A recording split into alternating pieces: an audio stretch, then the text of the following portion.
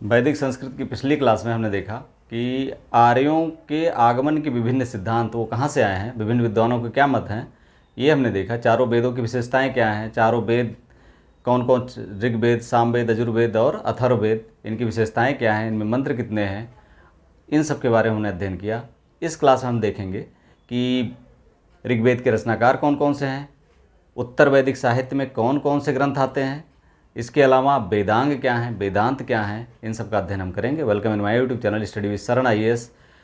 पहले हम देखते हैं कि ऋग्वेद के रचनाकार कौन कौन से हैं, क्योंकि पिछली क्लास में ये छूट गया था, तो इसको देखते हैं। यहाँ से क्वेश्चन आते हैं आपके एग्जाम में।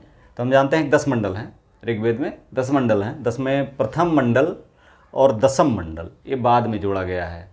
और इन्हीं ये जो दसम मंडल है, दसम मंडल में हम जाति व्यवस्था का हल्का आभास पाते हैं। हालांकि ये कर्म आधारित है, जन्म आधारित नहीं है। तो ये जैसे सिर से ब्राह्मण का जन्म, भुजाओं से क्षत्रिय का जन्म, इस तरह से इसमें दिखाया गया है। जाति व्यवस्था का हल्का आभास यहाँ मिलता है। तो इन दोनों के रचनाकार को छोड़ दीजिए अगर, तो बाकी जो मंडल हैं इनका स्पष्ट है। जो प्राचीन इसके सूक्त हैं या प्राचीन भाग है ऋग्वेद का जिसको माना जाता है, तो उसमें द्वितीय के गृप्त समद भार्गव, गृप्त समद भार्गव, तृतीय के विश्वामित्र कौशिक,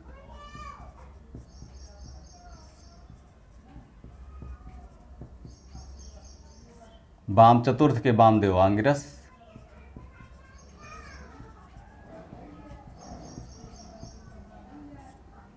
पंचम के अत्रि, खष्टम मंडल के रचनाकार हैं भारद्वाज आंगिरस। कौन है? भारद्वाज आंगिरस।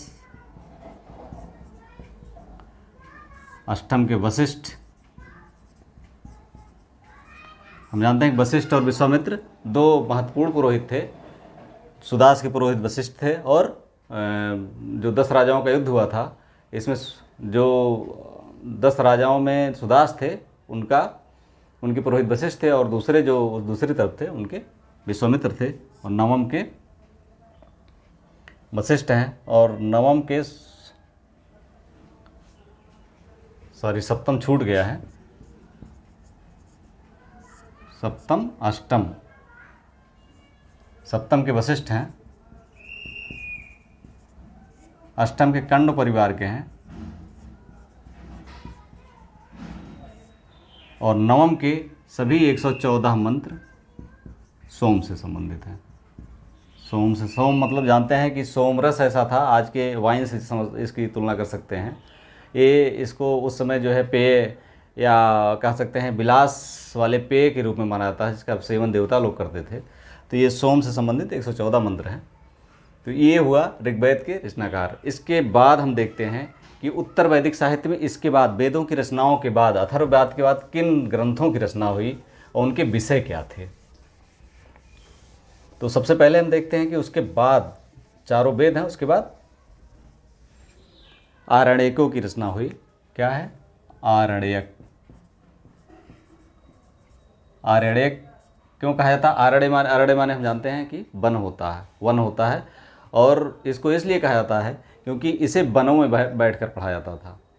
वनों में बैठ के पढ़ा जाता है। इनकी संख्या 7 है, और इसमें रहस्यात्मक एवं आध्यात्मिक,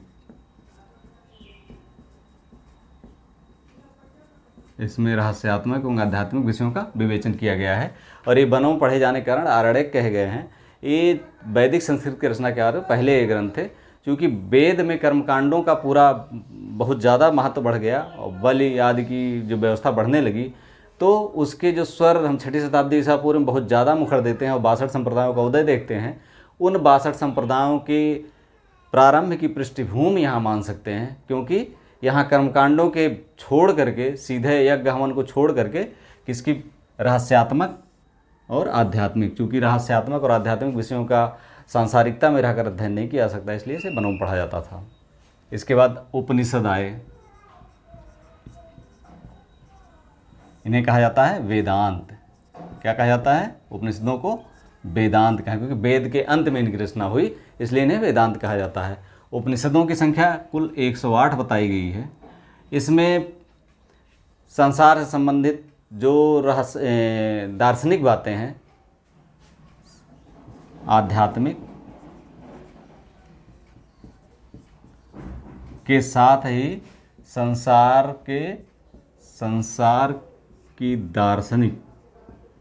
दार्शनिक बातें, इन बातों का विवेचन उपनिषदों में किया गया है। जैसे ईश, केन, कठ, तैत्तिरीय, ऐतरेय, मुंडक, मुंडकोपनिषद में हम जानते हैं सत्यमेव जयते मुंडकोपनिषद से लिया गया है। छांदोग्य, श्वेताश्वर, कुल 108 उपनिषद हैं।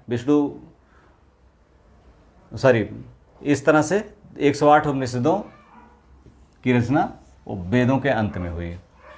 इसके बाद आते हैं वेदांग। क्या है? वेदांग, एक शब्द आता वेदांत। वेदांत मतलब उपनिषद, वेदों के अंत में जिसकी रचना हुई हो।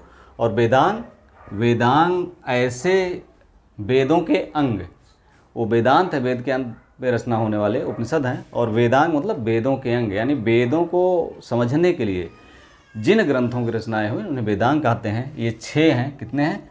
6 हैं। इन्हें शिक्षा, कल्प, व्याकरण, निरुक्त,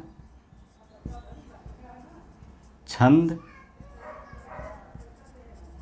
और ज्योतिष। ये बहुत ही महत्वपूर्ण है। यहाँ से क्वेश्चन हर एक परीक्षाओं में पूछे जाते हैं। 1-2 परीक्षाओं में, चाहे हिस्ट्री का पेपर हो रहा हो और चाहे किसी और विषय का पेपर हो रहा हो, जीएस का पेपर हो, जीएस में जहाँ हिस्ट्री आती है वहाँ से यहाँ से क्वेश्चन जरूर आएगा। अगर प्राचीन भारत से क्वेश्चन आ रहा है तो क्वेश्चन यहाँ से जरूर अटेम्प्ट होता है, तो इसको अच्छी तरह याद है। 6 वेदांग 6 हैं। शिक्षा में, इसमें शब्दों का उच्चारण देखा जाता था। शब्दों का उच्चारण देखा जाता था। कल्प, ये याज्ञिक विधि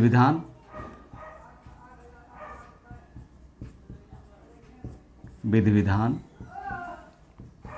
इसमें हम देखते हैं कल्प से हमें ज्यामिति शास्त्र का प्रारंभ मान सकते हैं, क्योंकि इसमें यज्ञ वेदियों को बनाने के लिए विभिन्न तरह की मापों का उल्लेख किया गया है। जो चूँकि चौकोर होती हैं, त्रिकोण बनानी है, चौकोर बनानी है, तो ज्यामिति का प्रारंभ यहाँ से हम देख सकते हैं।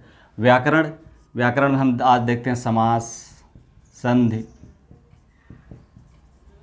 उपसर्ग, प्रत्यय, इन सब का जो प्रारंभ है व्याकरण का, इन सब का विवेचन इसमें व्याकरण में किया गया है। व्याकरण, सबसे प्राचीन व्याकरण हम जानते हैं पाणिनि है। पाणिनि की कौन सी बुक है? अष्टाध्यायी। निरुक्त, इस शब्दों का उत्पत्ति शास्त्र, शब्दों का उत्पत्ति शास्त्र है। और इसके रचनाकार यास्क। कौन है? यास्क का निरुक्त। छंद, विभिन्न बाद के वैदिक ग्रंथों में भी और उसके बाद के ग्रंथों में विभिन्न छंदों का प्रयोग किया गया है। उनका वर्णन, उनकी मात्राएं, उनके बारे में सारी चीज़ें इसमें छंद में दिया गया है। जैसे गायत्री, बृहति, जगति आदि ये छंदों का प्रारंभिक वर्णन इसमें मिलता है। ज्योतिष, इसमें ज्योतिष शास्त्र का विकास दिखाया गया है। इसमें ज्योतिष शास्त्र का विकास दिखाया गया है। तो ये आपको स्पष्ट हो गया होगा वेदांत क्या है, वेदांग क्या है और आरण्यक क्या है, इनके विषय क्या हैं। और इनमें यहाँ से आप हर एक शब्द इसका रट लीजिए, क्योंकि यहाँ से क्वेश्चन